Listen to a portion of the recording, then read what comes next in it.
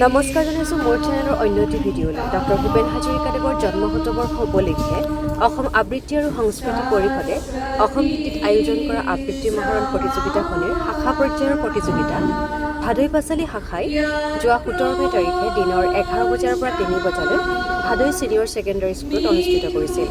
আৰু এই প্ৰতিযোগিতাৰ খনিৰ শুভ উদ্বোধন কৰিছিল ভাদৈ ছিনিয়ৰ ছেকেণ্ডাৰী স্কুলৰ প্ৰাক্তন অধ্যক্ষ শ্ৰীযুত গুণীন্দ্ৰনাথ ফুকন ছাৰে। আৰু এই প্ৰতিযোগিতাৰ বিচাৰক হিচাপে উপস্থিত আছিল দুলীয়াজান উচ্চ বিদ্যালয়ৰ সন্মানীয় শিক্ষয়িত্ৰী তথা অসম আবৃত্তি আৰু সংস্কৃতি পৰিষদ দুলীয়াজান শাখাৰ সভাপতি শ্ৰীযুতা লক্ষ্মী চুতীয়া গগৈ বাইদেউ। লগতে উপস্থিত আছিল দুলীয়াজান নৱজ্যোতি এম.ইৰ শিক্ষয়িত্ৰী তথা অসম আবৃত্তি আৰু সংস্কৃতি পৰিষদ দুলীয়াজান শাখাৰ সম্পাদিকা শ্ৰীযুতা নন্দিনী শৰ্মা দত্ত বাইদেউ। ইমান পূজিতা তেওঁ কিয় বিদেশীৰ দ্বাৰা লিখা সুসংবাদীৰ ইতিহাসৰ পাতৰ ছবি এক জাতি এক মাতৃকা আই মোৰ জননী অসমী। তহঁতে বুজি নাপাবি মই নদীৰ পৰা সাগৰলৈ যাব পাৰোঁ, সাগৰৰ পৰা নদীলৈ ঘূৰি আহিব পাৰোঁ, মাথো ৰং সলনি। ৰচিত কবিতা প্ৰচণ্ড ধুমুহাই প্ৰশ্ন কৰিলে, প্ৰচণ্ড ধুমুহাই প্ৰশ্ন কৰিলে তোমাৰ প্ৰাপ্য কি কোৱা? মনৰ দুৱাৰ মেলি নিৰ্ভীকভাৱে ক'লো তোমাৰ শক্তিখিনি দিয়া।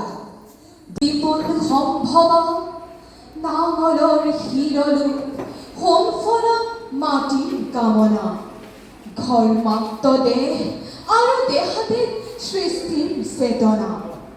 কপালৰ ঘাম লাগি সেউজীয়া পথাৰ আমাৰ, তুমি প্ৰাণময় মোহময় জীৱন মালিকা।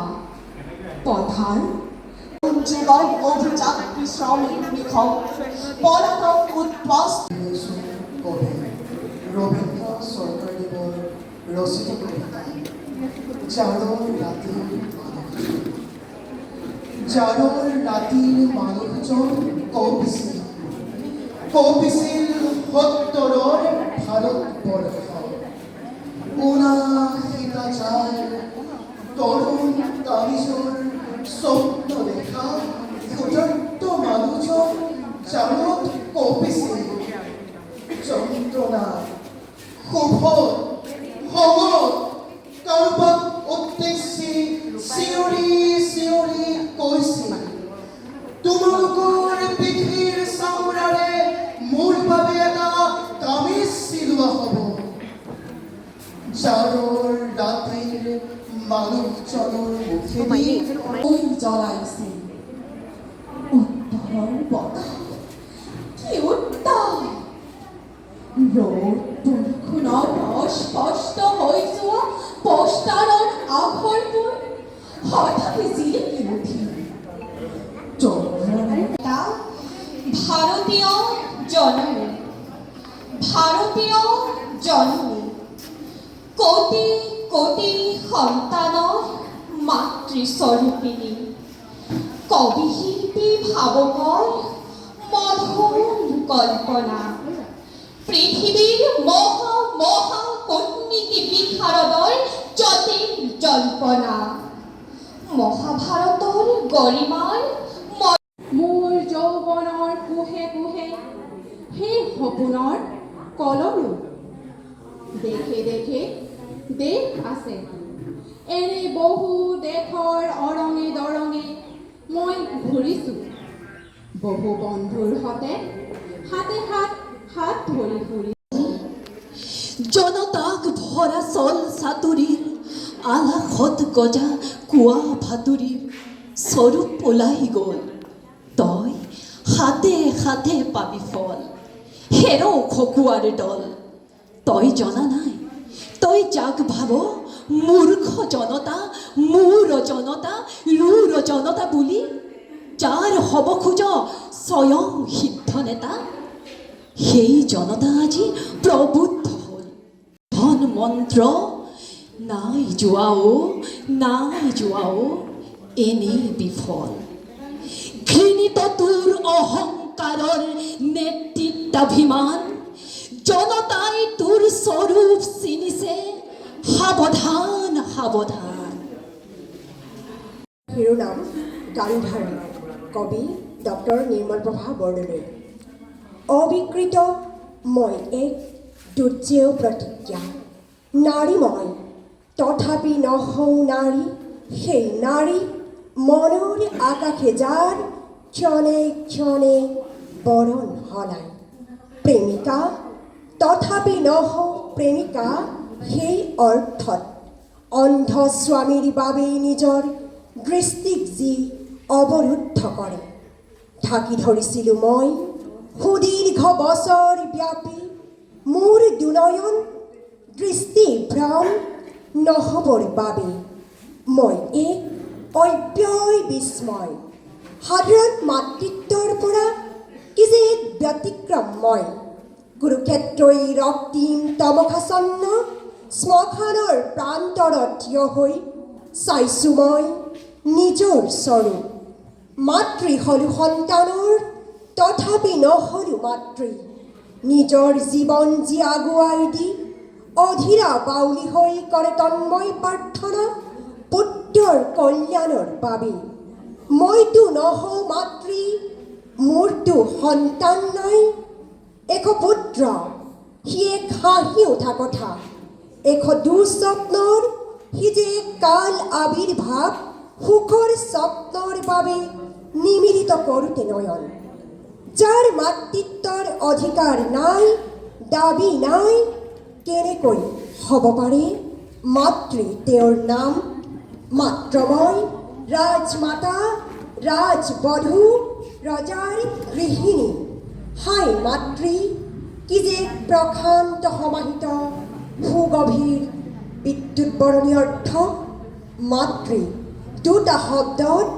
যেনে সুশীতল গভীৰ সাগৰ বুকুত যাৰ অনন্ত আকাশ আৰু নিশ্চিত প্ৰত্যয় য'ত হাজাৰ ঢৌৱে পাই যেন পৰম আশ্ৰয় ধন্যবাদ শিখাৰ্থীৰ নামেই নলবা কোমলীয়া দেহী তেজৰ কথাত হয়তো খাইছে ভয় যাজ্ঞসেনী সহায় কৰিবলৈ লৈছোঁ কবি নীলমণি ফুকনদেৱৰ ৰচিত সূৰ্য হেনো এই নদীয়েদি নামি আহে ৰাতি হ'লে সূৰ্য হেনো নামি আহে এই নদীয়েদি ৰক্তক্ষৰা ভুজংগিনীৰ দৰে এই নদীৰ নাম ক'ত আছে আজি বাৰু কম্পিত কণ্ঠেৰে মাগিছা সৰ্বতা সত্তা মই ক'লো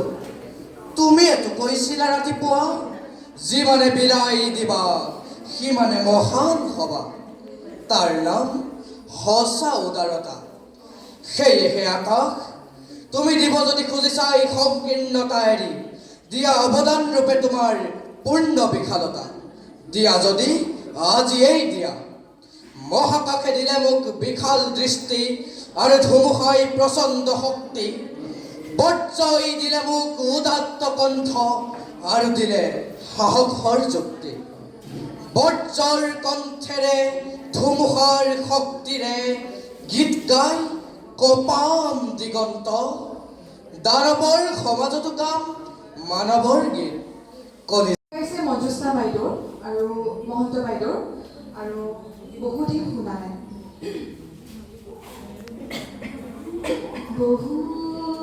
বহুদিন শুনা নাই যি আহিলে কথা কোৱা বুকুৰ মেৰে লিখি থোৱা ভাল পোৱা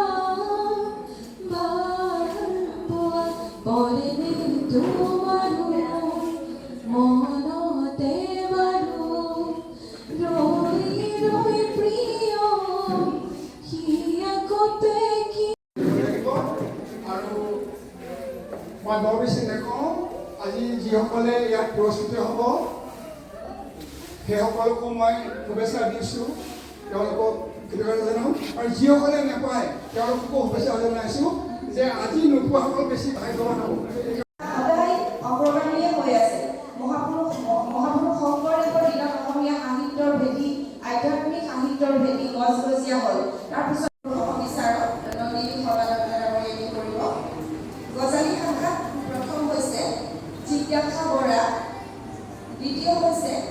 লাকি মাকৰাৰী, তৃতীয় কৃষিকা সোণোৱাল আৰু উদগনি এতিয়া আমি দিছোঁ সম্বদী তামুলী। অকণমানকৈ দীঘলয় শাখাত প্ৰথম হৈছে নগদা গগৈ, দ্বিতীয় হৈছে নিশা খনিকৰ, তৃতীয় হৈছে হেম্পি মাকৰাৰী। জোনাকী শাখাত প্ৰথম অনুসূয়া বৰা, দ্বিতীয় বৰেণ্য মেছ, তৃতীয় আস্থাপ্ৰিয়া বৰা। এই সকলো প্ৰতিযোগীৰ উজ্জ্বল ভৱিষ্যত কামনা কৰাৰ লগতে আমি আশা ৰাখিছোঁ জিলাত বাকীকেইটা শাখা তেখেতে ঘোষণা কৰিব। গগৈ আৰু প্ৰথম হৈছে লুইচেফা বৰগোহাঁই। বিশেষ পতাকা আমি আমাৰ ঘৰৰ পৰা দিয়া হৈছে, সেইটো হৈছে কাশ্যপজ্যোতি বৰা। মুকলি শাখাত প্ৰথম ডিম্পী বৰশইকীয়া, দ্বিতীয় কাশ্মীৰী ফুকন। মই উষাপুৰ বৰবাম গাঁৱৰ নিবাসী। মই হাই ছেকেণ্ডেৰী পৰীক্ষা ডিগবৈস্থিত RD ছিনিয়ৰ ছেকেণ্ডেৰী স্কুলৰ পৰা এইবাৰ 2026 বৰ্ষত 95.66% লৈ কলা শাখাৰ পৰা উত্তীৰ্ণ হৈছোঁ।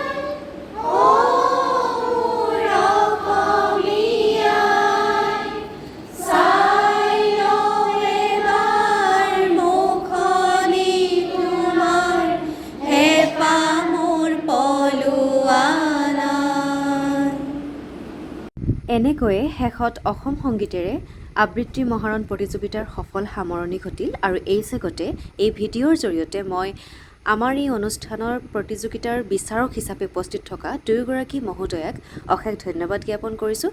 লগতে আমাক এই মঞ্চখন প্ৰদান কৰা ভাদৈ ছিনিয়ৰ ছেকেণ্ডেৰী স্কুলকো ধন্যবাদ জনাইছোঁ। আৰু লগতে এই প্ৰতিযোগিতাত স্থান লাভ কৰা প্ৰত্যেকগৰাকী প্ৰতিযোগীলৈ শুভেচ্ছা জনাইছোঁ। অনাগত দিনত জিলা পৰ্যায়ত তেওঁলোকে উৎকৃষ্টতা প্ৰদৰ্শন কৰিব। ধন্যবাদ।